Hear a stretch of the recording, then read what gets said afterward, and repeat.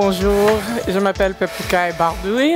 Je suis née sur l'île de la Dominique aux Caraïbes, mais j'ai grandi en Zambie et en Angleterre. J'ai vécu un peu partout dans le monde, inclusive les États-Unis, la Suède et la France. Mais ça fait quand même assez longtemps que je n'ai pas parlé français, donc on continue en anglais.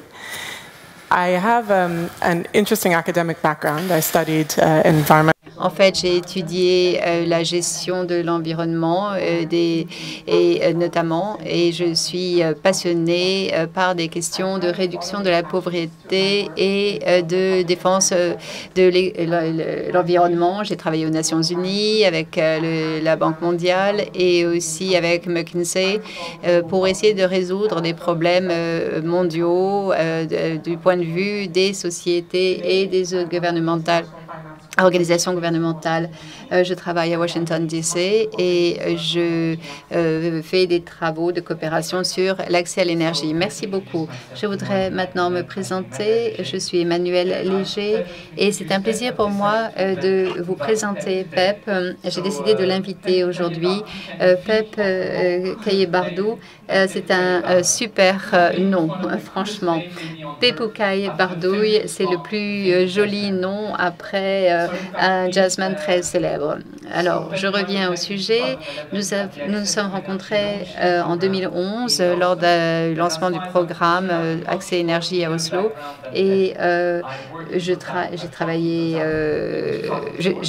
travaille depuis 2004 chez Total et j'ai travaillé dans les finances, dans les relations avec les investisseurs, les financements de projets. Et puis en 2011, j'ai rejoint un groupe bizarre de personnes qui travaillaient avec Total pour l'accès à l'énergie pour ceux qui n'avaient pas d'accès à l'énergie. Pourquoi? Vous pouvez nous expliquer un peu de quoi il s'agit? Oui, tout à fait. Je ne sais pas si vous le savez, mais dans le monde entier, 1,3 milliard de personnes n'ont pas d'accès à l'électricité et 3 milliards de personnes vont utiliser des carburants tout à fait traditionnels tels que le charbon de bois ou les déchets d'animaux, la bouse de vache par exemple. Et voilà, je voudrais vous montrer maintenant quelque chose. Les gens ne sont pas complètement dans le noir. Ils ont des petites lanternes à kérosène ou des bougies, mais ils font la cuisine sur des poêles à charbon, à bois, etc. Et d'un point de vue social, c'est difficile parce que vous transportez plusieurs kilos de bois tous les jours sur votre dos pour alimenter le poêle et pour pouvoir faire la cuisson. Et il y a 2 millions de personnes par an qui meurent, essentiellement les enfants, parce qu'ils lient à la lumière de la bougie, ou bien, pas à la lumière de la bougie, pardon, mais à la lumière de ces poêles à charbon ou ces poêles à bois avec toutes ces fumées et les émanations de kérosène. Et donc, ces personnes dépendent de technologies qui ne sont pas du tout fiables. Ça peut être des générateurs d'électricité, mais à base de diesel, en fait. Et finalement, ça peut aussi coûter assez cher. Et les mêmes personnes qui étaient en base de la pyramide ont dépensé plusieurs milliers de dollars en kérosène, en recharge des téléphones cellulaires et en carburant pour la cuisson.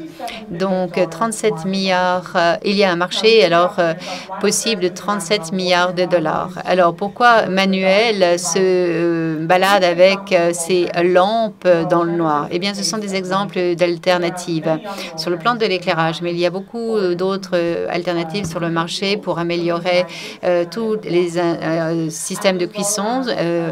par exemple, ou pour fournir une meilleure électricité.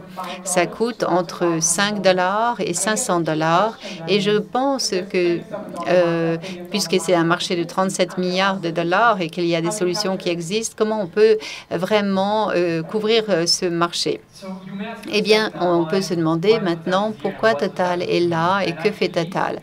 En fait, il y a quelques années, nous avons commencé un nouveau modèle social pour fournir de l'énergie à des personnes qui n'avaient pas accès à l'énergie. Qu'est-ce que nous avons fait concrètement? Nous avons décidé de vendre, de commercialiser des solutions comme vous venez de voir, avec des petites cellules photovoltaïques qui coûtent entre 10 et 60 $, et on l'a fait dans plusieurs pays grâce à la marque Avango, qui est la marque sociale de ce modèle social. Et nous avons vendu à peu près 350 lumières solaires, ou lampes solaires, pardon, 350 000 lampes solaires au Nigeria, en Tanzanie, en Zambie notamment, et aussi dans le Myanmar, au Cambodge, en Indonésie ou en Amérique latine et à Haïti.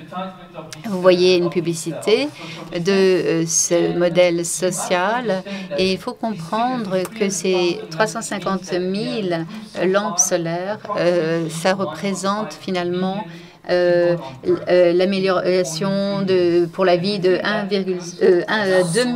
sur 5. Nous avons...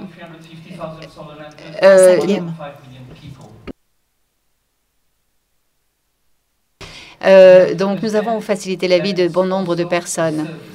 Et c'est un service énergétique. Il faut choisir les bons partenaires parce que nous pensons que nous ne pouvons pas tout faire par nous-mêmes, même Total, même si c'est une grande entreprise. Nous avons besoin du soutien des petits acteurs, des startups qui vont concevoir ces produits, faire en sorte que les conditions de fonctionnement soient les meilleures, elles soient propres et elles correspondent aux normes de Total. Ensuite, il faut distribuer ces produits, les mettre vraiment à disposition des personnes et faire en sorte d'atteindre les communautés rurales là où elles habitent. Ça peut être dans des endroits très reculés en Afrique, ça peut être même dans des zones semi-urbaines, mais il faut pouvoir les distribuer. Et pour ce faire, nous voulons créer des partenariats avec des personnes pour lesquelles, en général, on ne travaille pas, des petites ONG, des petits entrepreneurs sociaux.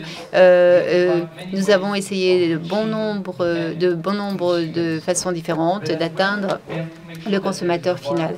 Il faut être sûr qu'il y a une garantie. Donc, nous avons mis en place un système de garantie sur 2 ans et un tel système de garantie avec des milliers de clients en Afrique, c'est vraiment une première. Et ensuite, il faut voir que la qualité est essentielle.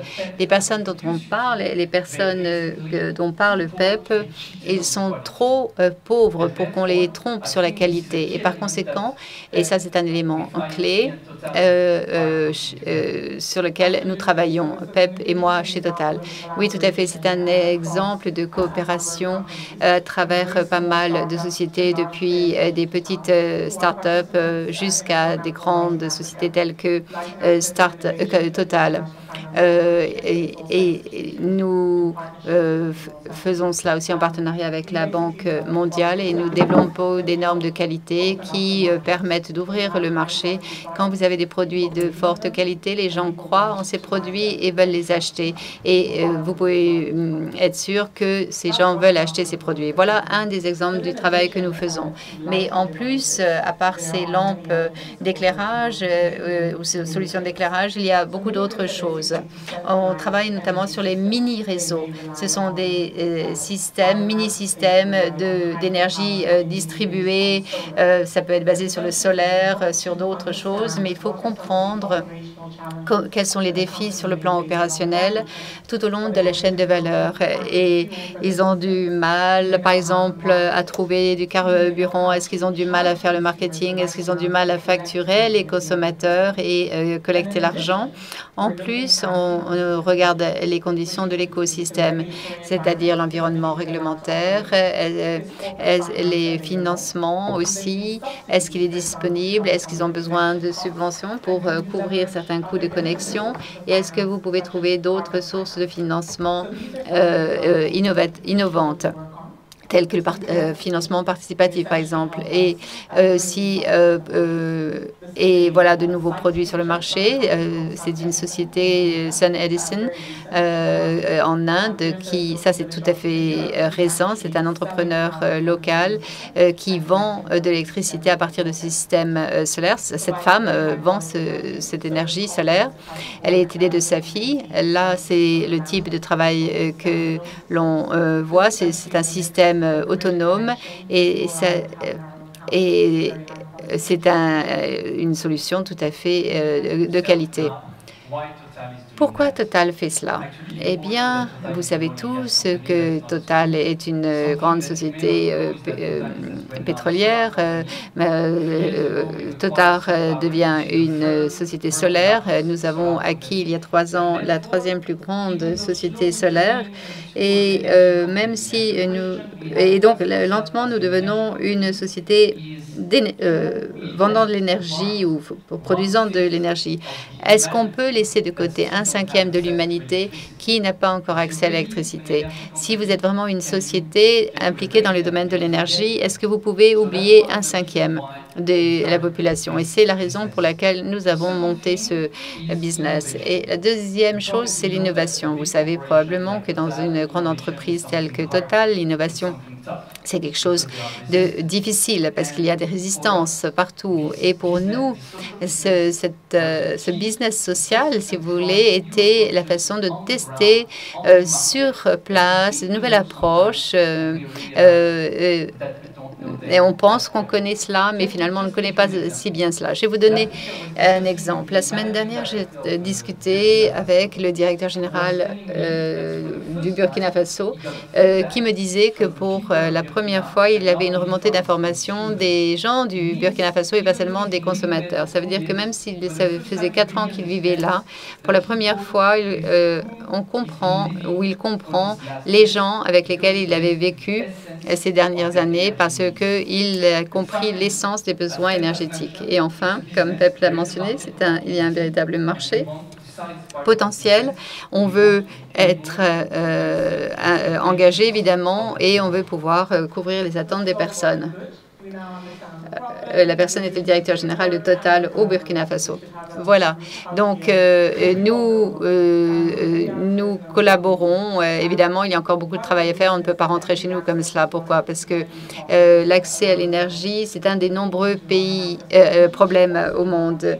Ceux qui n'ont pas accès à l'énergie n'ont pas non plus de l'eau propre. Ils ne peuvent en général pas avoir la possibilité d'envoyer leurs enfants à l'école. Ils n'ont même pas une maison décente. Et donc, le développement durable est quelque chose de très important, comme je l'ai dit précédemment.